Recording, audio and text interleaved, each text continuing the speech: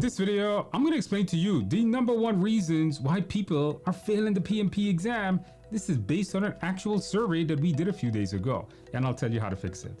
I'm Andrew Ramdiel. I am the author of Amazon's best-selling PMP study guide, PMP Exam Prep Simplified, and I'm also the creator of Udemy's best-selling PMP course with over 430,000 enrollments. Let's get started on this. So a few weeks ago, days ago, we sent out a survey on my LinkedIn and my YouTube channel, and we asked the question. Let me show you guys what it looks like. We asked the question that says, how many hours a week are you dedicating to PMP prep? And 53%, now 638 people responded. 53% says 1 to 5 hours a week. Whoa. 6 to 10 hours, that was 27%, 11%, 11 to 15 hours. And 16 plus hours, only 9% selected that option. Very bad.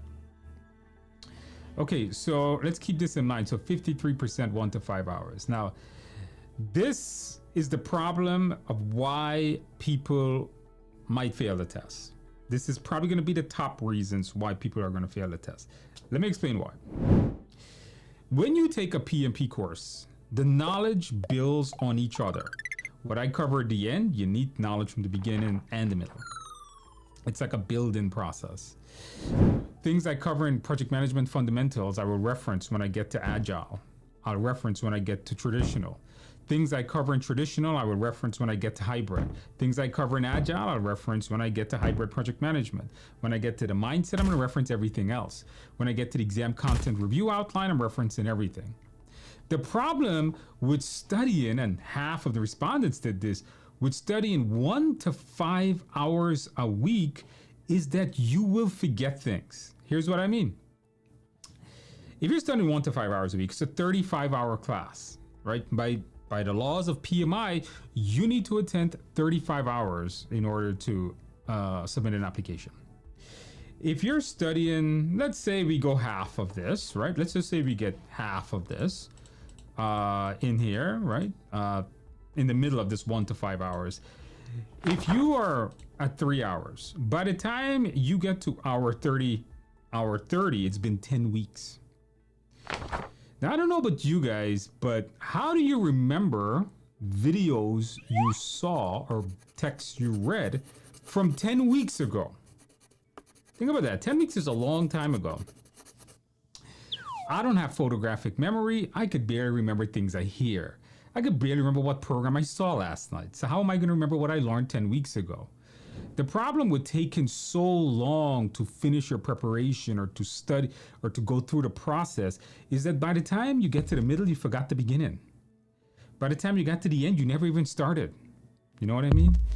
This is the problem here, because now people then finish the 35-hour class and they don't remember any of it. Why? Because they took 10 weeks.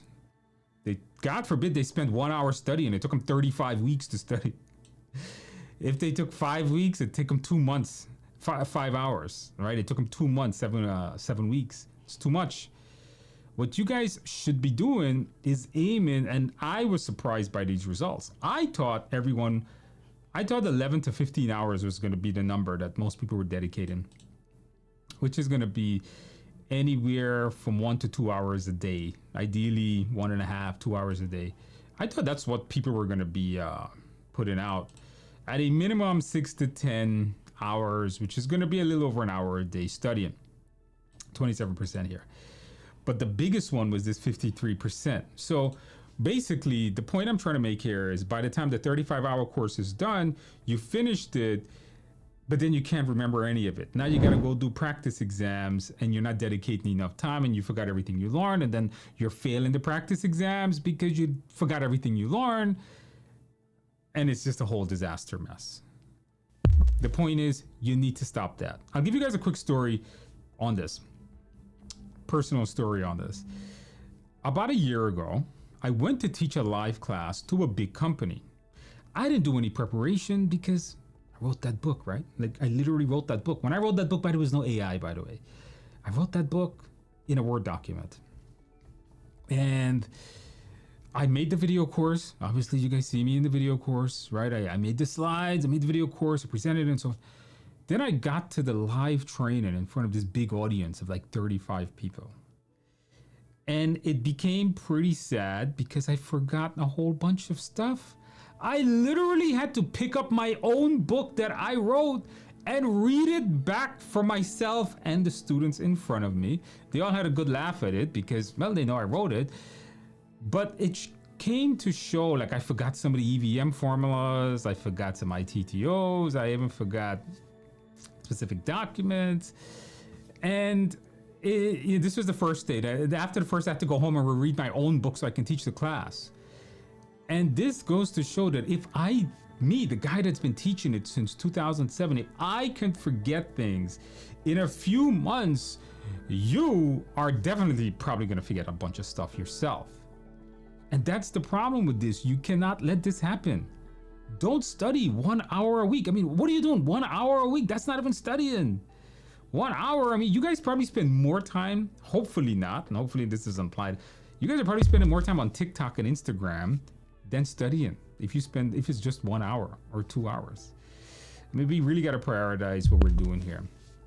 I'm going to be brutally honest, and I'm going to be tough on you guys on this. Let's be realistic here. Time doesn't make time for you. No matter how much excuses, you can look at a clock. I want you to try this.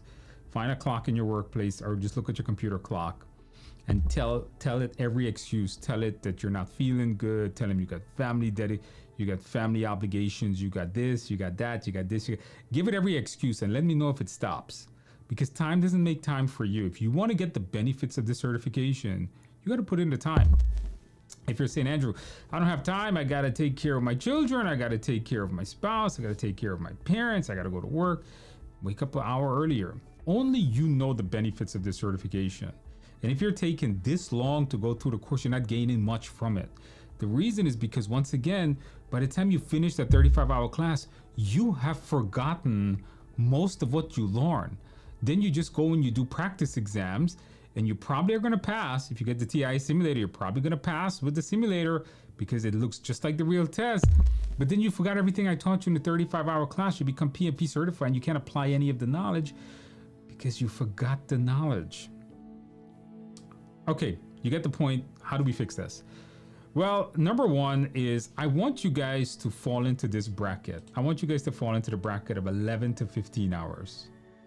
All right, I want you guys to be studying a little over an hour a day, ideally 2 hours. Now, I don't want you to study 7 days. If you watch them, I'm going to recommend the video for you guys to watch in a minute. Take 6 days, study maybe 2 hours a day for 6 days, take a day off. Because I want you guys to retain the knowledge. It's really important you guys do that. I think 16 hours a week is too much time to study because then it becomes too boring and you're probably going to go crazy listening to my voice all the time. So I would think 11 to 15 is a good number to be at. 6 to 10 are not ideally, but at a minimum. So I need you guys to consistently study on a daily basis, and I don't want you guys to study in massive sessions. Like, don't sit and study for 4 or 5 hours at a time. I think maximum you should ever do is about 2 hours study sessions at a time. I think anything more than 2 hours, what starts to happen is you become fatigued. It's not the most exciting materials to go through. So I think you're probably going to become fatigued. So make the time and study more. Now, another solution is a lot of people just don't have structure. I think what's missing is structure. So what I want you guys to do, there's a link down below, absolutely free and nothing to pay for.